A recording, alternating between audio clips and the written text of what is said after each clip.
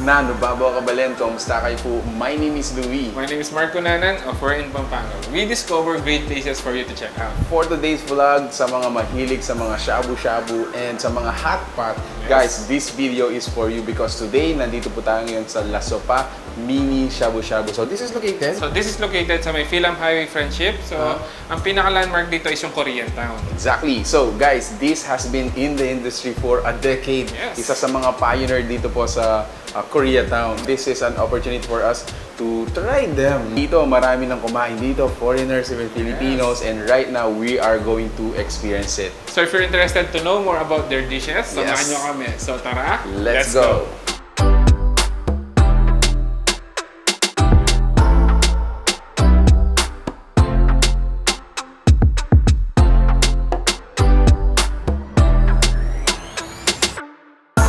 Ayun guys, so while they are preparing our table for today, let me talk about the place. So the place has 2 levels.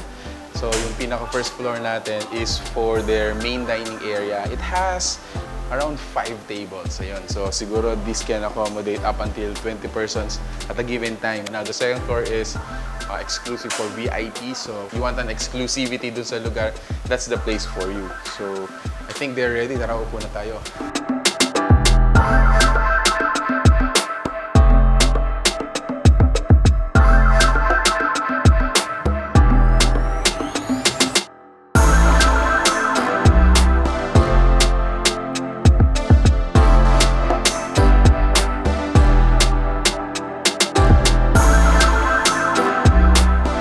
Have it guys, thank you for being with us again in this video. Now let's talk about the menu that they are serving us. So actually meron po silang beef shabu-shabu which is 450 pesos. Meron din silang pork shabu-shabu which is 400 pesos only. So meron din silang seafood shabu-shabu which is 550 pesos. Meron din silang yung combination. So it's a mix of meat and seafood for 750 pesos. So take note guys, so this place is mini shabu-shabu and it is not unlimited. So take note po natin yan. Yung mga shabu-shabu natin dito are of course, depende sa appetite nyo, are shareable. So like for example, for the 750 pesos, probably it's up until 4 person. Pwede na. Pwede na. So imagine 750 for a 4 person. Kumbaga mag-enjoy na kayo, masarap pa talaga yung kakainin ninyo. At the same time, meron din silang mga side orders. Exactly. So meron silang kimbap, meron silang bibimbap, meron silang kimchi rice, meron din silang bulgogi, and kanilang samgyeopsal. So actually, yung mga side dishes natin dito are yung mga popular Korean dishes na nakilala na talaga natin. And then on top of that, say for example, gusto nyong mag-add-ons sa shabu-shabu natin. So they have their yung mga crab sticks, additional vegetables. Of course, those are on top dun sa babayaran natin.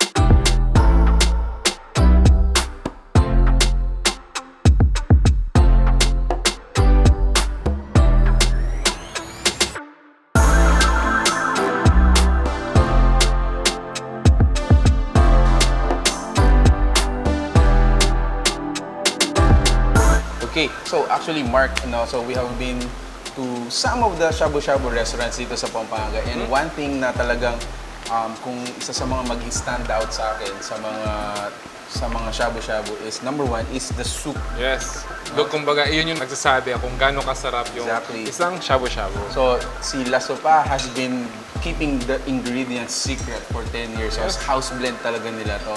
So, meron tayong house blend and at the same time, meron tayo dun sa spicy for the, the spicy person naman. And then, number 2 na talagang I really look forward sa mga shabu-shabu is yung dip. Yes. So, imagine yung dip nila. Beside dun sa nakita natin, the usual na ginagawa natin, meron silang dinalagay dito na something bago sa atin. Yep. We thought na, for example, almost done na yung shabu-shabu natin and then we put in the egg. Pero dito pala, so, we put it in kumaga yung egg yolk. Sa dip mismo. Sa dip mismo. And it adds, sabi nga ni Madam kanina, yung umami. Ooh, there it is.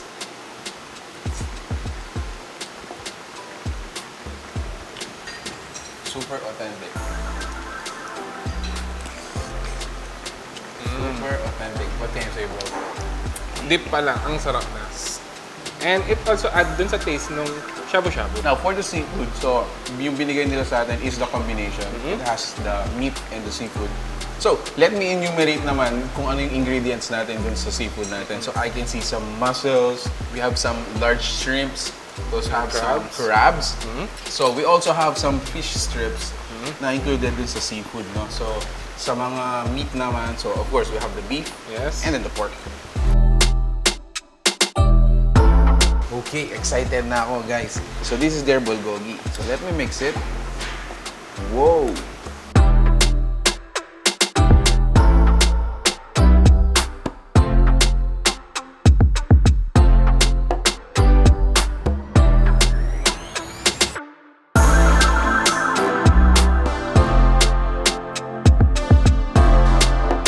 So ako naman, syempre, titingnan ko na ng bibimbap.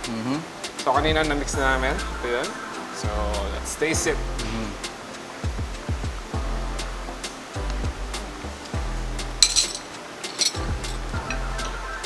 Oh, wow. Now, could you imagine this store, this restaurant has been here, dito sa Friendship for more than 10 years. So parang isa sila sa mga pioneer dito sa Korea Town. So, may mga kasama tayo from the community. Si CD and si Jen. Ayan. So, kasama natin sila dito and we would like you to experience what we are experiencing, no?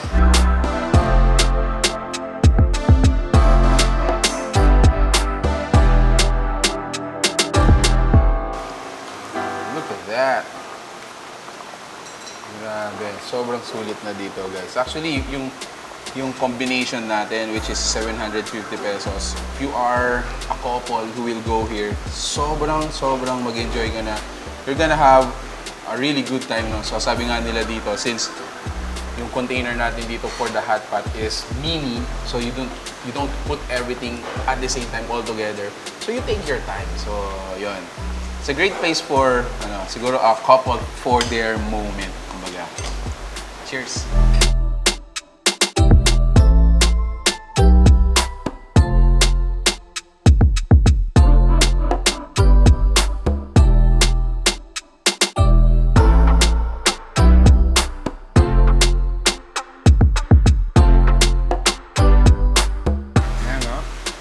As you can see, laman. Yes. Nice.